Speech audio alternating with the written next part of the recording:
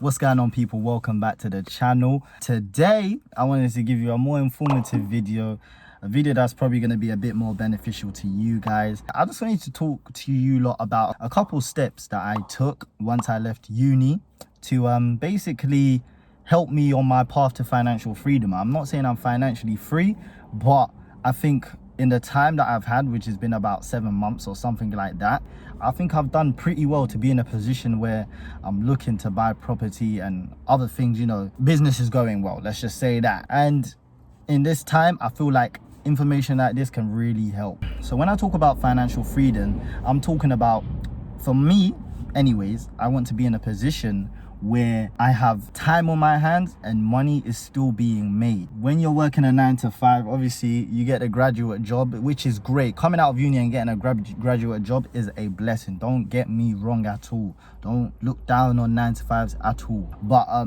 9 to 5 is a 9 to 5. In fact, a 9 to 5 is really a 6 till 7, if we're being honest, because you wake up at 6 and you're home at 7. That is majority of your day and your week gone, and then you only have the weekend. Okay, so step one is you need to understand your why.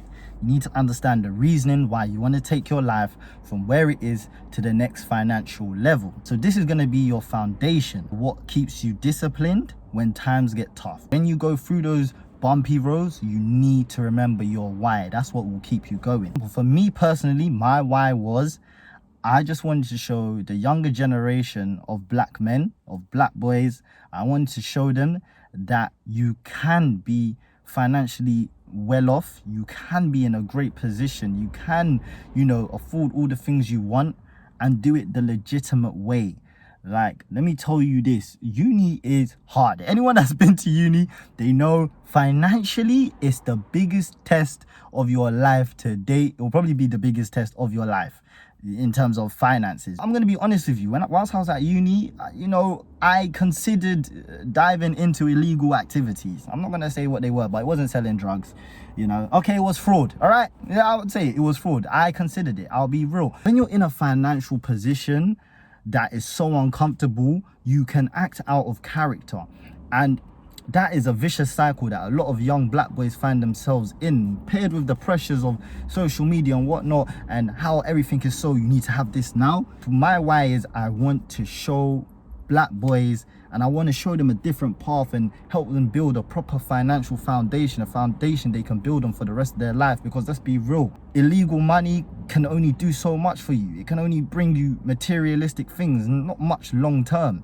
So this step is so key, understanding money. Before you can even think about being financially free, you really need to understand money. When I first graduated and I got my graduate job, which it was a blessing, don't get me wrong, it was a blessing. I always heard my colleagues saying, I need payday to hurry up, I'm down to my last £50. Bro, we were halfway through the month, so they still had like at least a good 2 weeks to hold on to £50. There's a saying by Warren Buffett that goes, an idiot with a plan will always be a genius without one. I'm not saying you have to be a financial genius, you know, you need to be an accountant or anything. Just understand the money you have. And so what I always advise people to do on this step 2 is to just have a budget. Write down what you've got coming in, write down what you've got going out, and then from there you can look at, okay, this is my disposable income, this is what I've got left over. Then put aside savings that are going to be used for investing, not savings that are just going to sit there. Yes, it's great to have savings there, but invest your savings. You know, the best thing you can do is have your money make money. Now when we talk about money making money, that leads on to step 3, which is learning how to generate money. And this is the stage a lot of people find complicated. Now remember, I was doing all of this whilst I was still working my graduate job, yeah, my 9 to 5.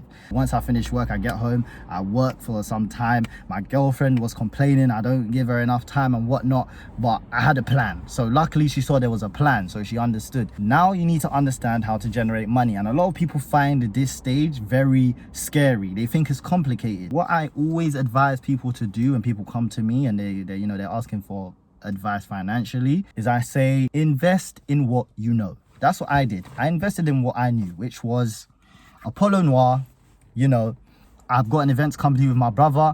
My brother is a DJ, so you know, it's another industry that we understood. So I invested in that. None of my investments were risks. It's not like I'm telling you to go out and start trading, start learning a whole new skill and whatnot. Everyone has a hobby or something that they can monetize, and that is the best way to generate extra income on the side. When you're starting out trying to generate wealth, you want to have as much control over, you know, everything that you're investing into. Obviously there's other things that I do as well which helps, so like freelance graphic design. I've been doing that for a long time, but I'm not going to get into all of that. If you want a video on like all the businesses and side hustles and whatnots and services that I have and I provide, then I don't know, get this video to 500 likes, like the video now, and I will talk more on that and give you a lot more advice on how you can really start up all of your talents and your hobbies and whatnots and turn them into money. Okay, now step 4, your financial sat nav. This is where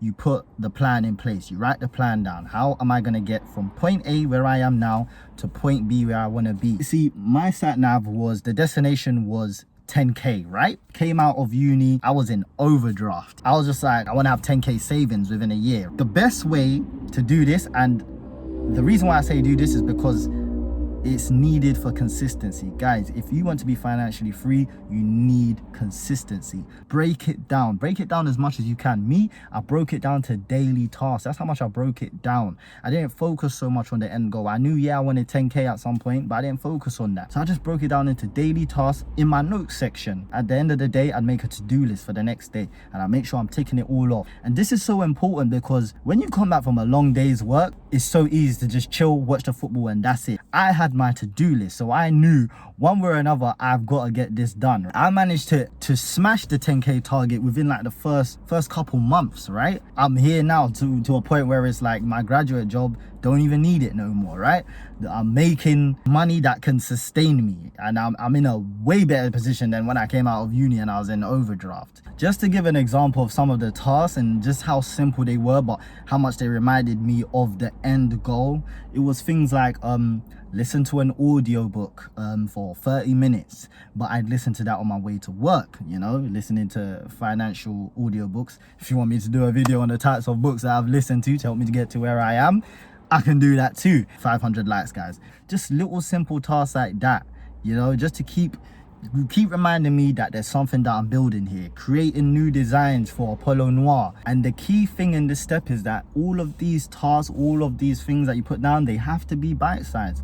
You have to be able to fit them around your 9 to 5 or whatever it is. If you're studying, make sure you can fit it around that. And you stop focusing on the end goal. You start to just focus on all these little things, and they seem so easy, but you don't realize you're getting closer to your goals.